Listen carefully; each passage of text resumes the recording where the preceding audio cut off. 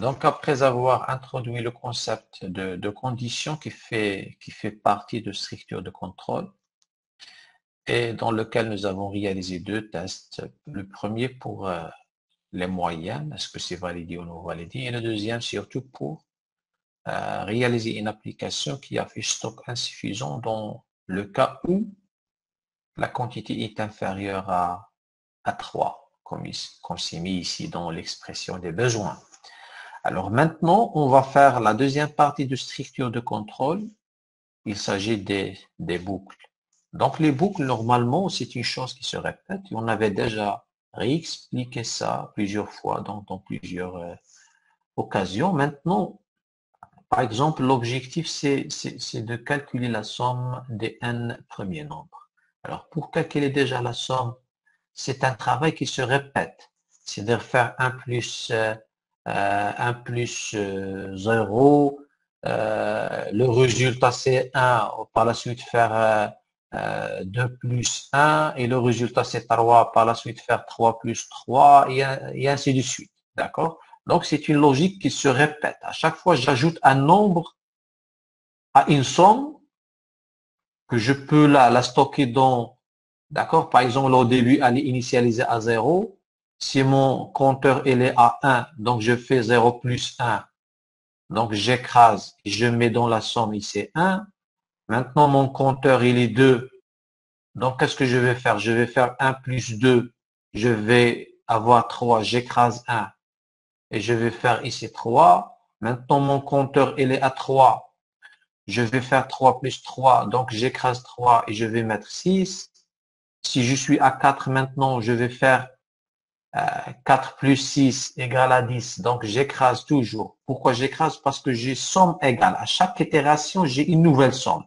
Donc, ici, je vais avoir 10 et ainsi de suite jusqu'à, par exemple, pour le cas ici, j'ai 4.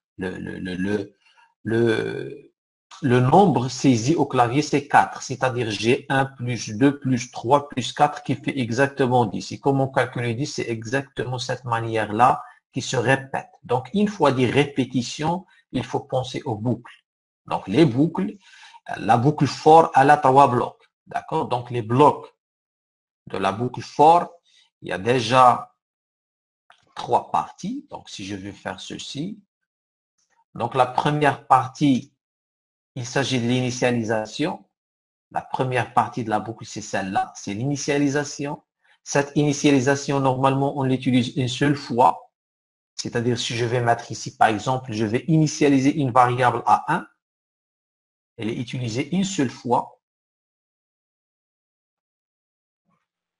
Par contre, comment je vais exécuter la suite? C'est-à-dire, je vais avoir une condition. C'est-à-dire, c'est ça, je suis en train d'analyser cette partie-là. Je vais l'agrandir un peu. Voilà. Donc ça, c'est l'initialisation. Ensuite, c'est la condition, c'est la deuxième partie. Donc je suis ici. Donc si je vais faire une autre couleur, je vais faire par exemple le bleu, mais ici je vais mettre le blanc. Ça, c'est ici, je vais mettre le bleu. Et ça, c'est juste l'initialisation, elle est exécutée une seule fois. Donc je vais faire ceci. Et finalement, le E++, normalement, c'est une autre bloc qui sera à chaque fois exécuté. Donc, je vais tout simplement incrémenter la valeur de i. Parce que je vais avoir une case de i, je vais mettre E++. Alors, E++, et à chaque fois, qu'est-ce que je vais faire? J'ai une seule instruction qui fait partie de la boucle. Ici, j'ai pas mis les accolades, d'accord? J'ai une seule instruction. Alors, comment faire? Déjà, pour lire cette boucle-là, il faut savoir quelles sont les données qui font partie de cette boucle. Il y a deux données. Je vais le mettre en noir. Donc, la première donnée, c'est tout simplement une case pour stocker le i. Donc, c'est la première donnée. Et la deuxième donnée, il s'agit de la somme. D'accord, à chaque fois. Donc, comment exécuter cette boucle? La somme, c'est celle-là. Et le i, normalement, c'est celui-là. D'accord? Alors, comment exécuter cette boucle? Bien sûr, maintenant, la première instruction, elle est exécutée une seule fois. C'est-à-dire, cette instruction, c'est i plus i égale à 1. Qu'est-ce que je vais mettre dans i? Je vais mettre dans i la valeur 1. Je vais commencer pour mettre dans i la valeur de 1. Alors, où je vais aller? Juste après l'initialisation, je vais aller ici, dans cette partie-là. Maintenant, je teste. Est-ce que i inférieur à n, sachant que 1, supposons que 1, c'est une autre case mémoire dans laquelle j'ai mis 5. Est-ce que i, qui est égal à 1, est-ce qu'il est inférieur à 5? Oui. D'accord? Oui. Je vais aller où maintenant? Je vais aller ici. Dans le cas de oui, c'est-à-dire le test, il est vérifié. Donc, qu'est-ce que je fais dans SAM? SAM, au début, ici, dans cette instruction, je l'ai déjà initialisé à 0. SAM égale à quelque chose. Je vais commencer par cette partie. SAM égale à combien?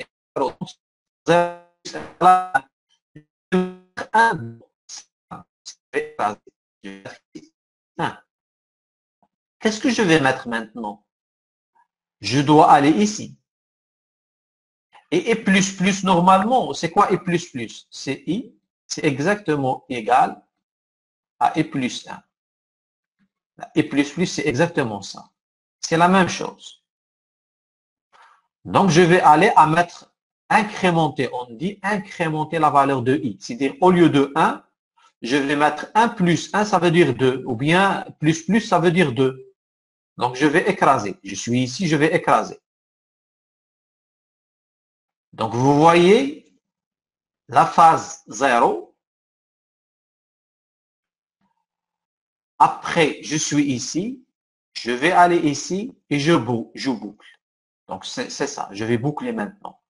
Vous voyez, donc, d'ici, je dois aller ici. Quelles sont les choses qui se répètent? Vous voyez la boucle? C'est un cercle. Par contre, jamais je reviens à l'initialisation. Ça est exécuté juste au début. Alors maintenant, je termine. J'étais ici, j'ai mes 2, et je vais dire, est-ce que 2 est inférieur à 5? Parce que toujours le n et les 5. Est-ce que 2 est inférieur à 5? Oui, d'accord, il est inférieur à 5. Qu'est-ce que je vais mettre dans SAM? SAM égale l'ancien SAM, qui est 1, plus I, qui est égal à 2, je vais mettre 3.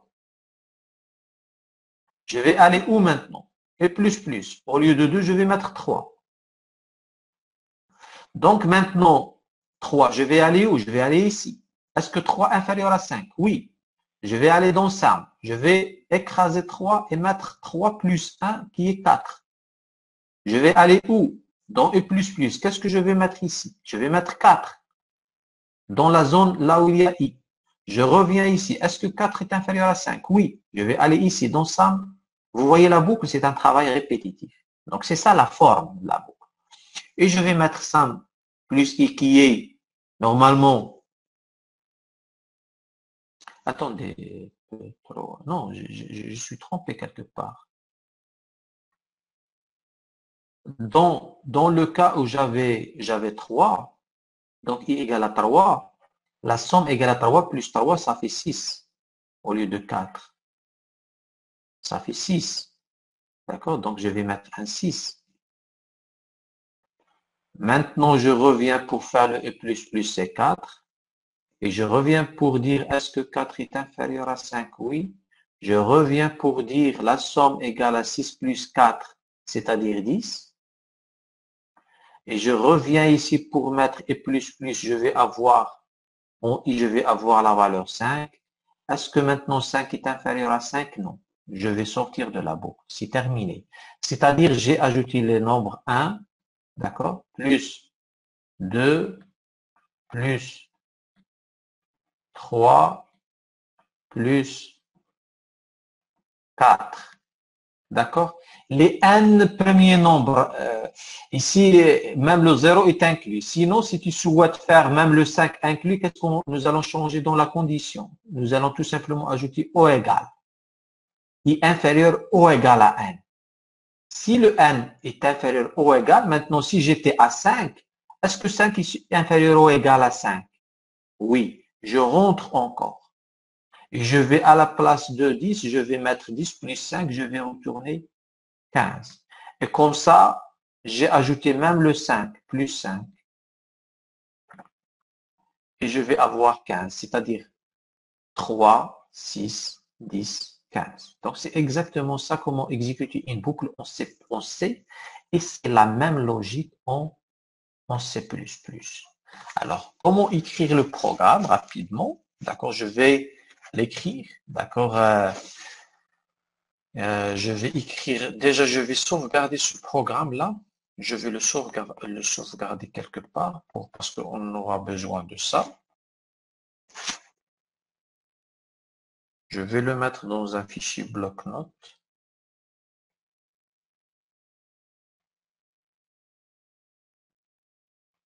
Voilà, je vais le mettre ici.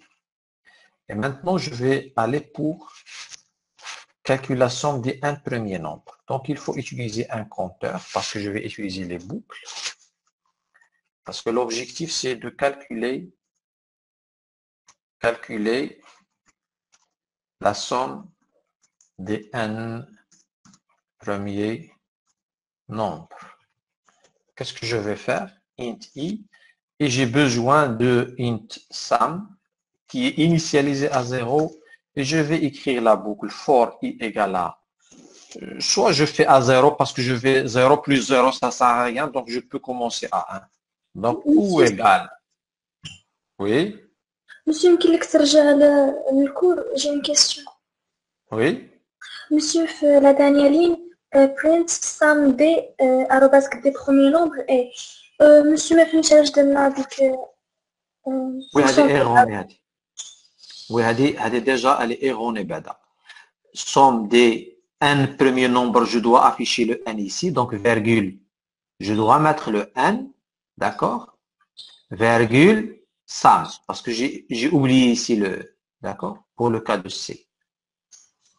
Parce que le premier formatage, il va faire appel au premier nombre. Oui, Tu oui, es d'accord? ça. Merci. D'accord? Et le deuxième formatage ici, il faut aussi ajouter et pourcentage D, parce que ça, c'est juste des oublis. D'accord? Donc, maintenant, ça, c'est correct. Alors, très bien. Alors, je reviens ici vers le code. Donc, for i égale à 1, i inférieur à n. Et le n, normalement, il doit être lu au clavier. Donc, tout simplement, je vais faire les accolades. Et par la suite, mettre un int n et dire à l'utilisateur de saisir un nombre. Saisir un nombre.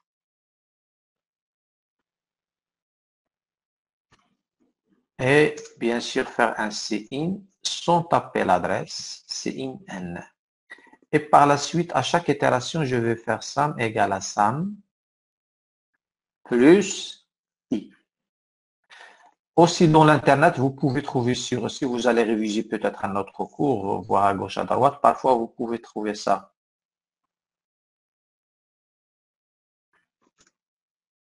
Donc, qui est exactement somme égale à somme plus i. Soit cette écriture-là ou bien cette écriture sont équivalentes. Alors, nous, on utilise ça parce que c'est simple à comprendre déjà pour votre niveau. Et qu'est-ce que je vais faire par la suite? Je vais faire un cout. Cout quoi? Je vais mettre somme D, d'accord, je termine, n, premier nombre,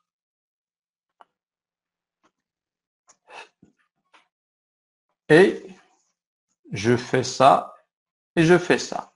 D'accord, vous voyez la différence, c'est ça. Et je reviens à la ligne. Voilà.